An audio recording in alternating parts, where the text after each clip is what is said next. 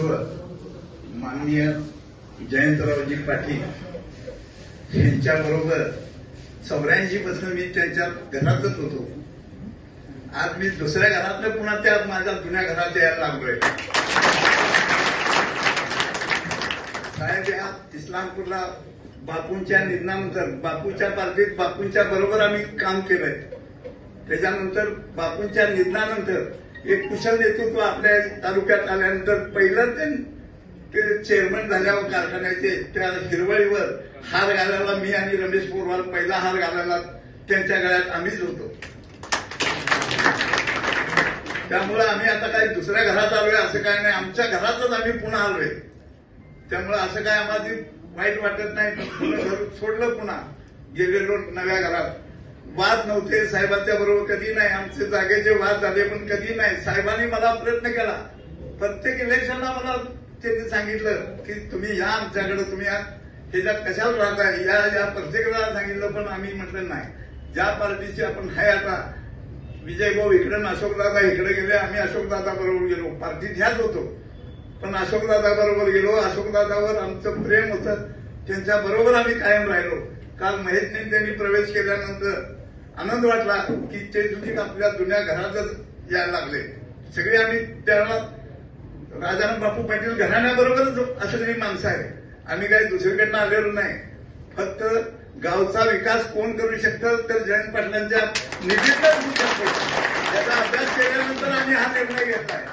काय स्वार्थ नाही आमचा, काय नाही, आम्ही स्वार्थासाठी काम केलं नाही. इस्लामपूरच्या जनतेच्या चांगल्या कामासाठी की लोकांना चांगली सेवा मिळावी ह्यासाठी आम्ही आता हा निर्णय घेतलाय की आपण सुधी ह्या पार्टीत गेल्याशिवाय इस्लामपूरचा विकास होणार नाही.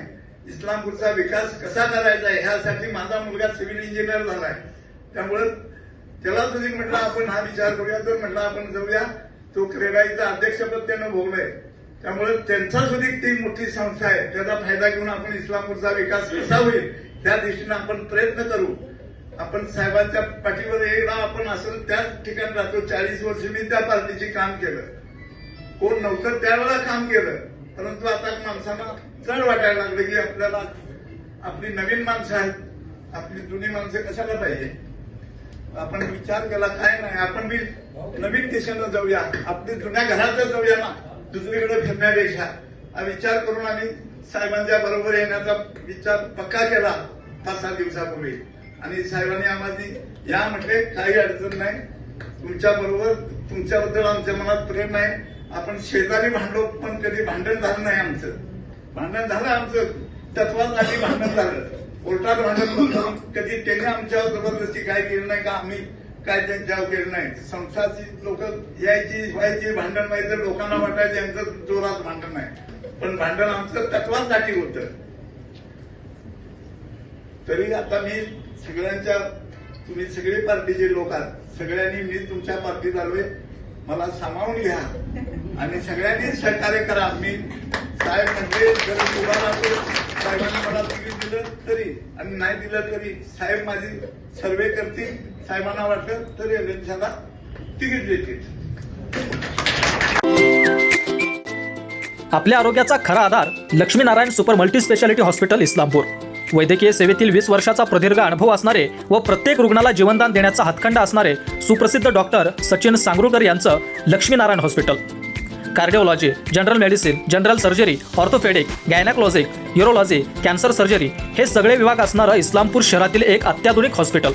रस्ता अपघातग्रस्तांना उपचार, महात्मा ज्योतिराव फुले, आयुष्यमान भारत, मुख्यमंत्री सहायता निधी, बांधकाम कामगार, डायलिसिस सुविधा, एन्जिओग्राफी व एन्जिओप्लास्टी, कॅन्सर सर्जरी, गुडघा प्रत्यारोपण सर्जरी, हाडांवरील सर्व उपचार या सगळ्या योजना व सुविधा अगदी मोफत.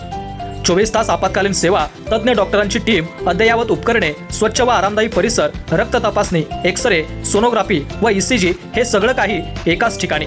आमचा पत्ता Laxminarayan super multi speciality hospital व critical care centre, Peth Sangli road, my Hyundai showroom जवळ, इस्लामपूर.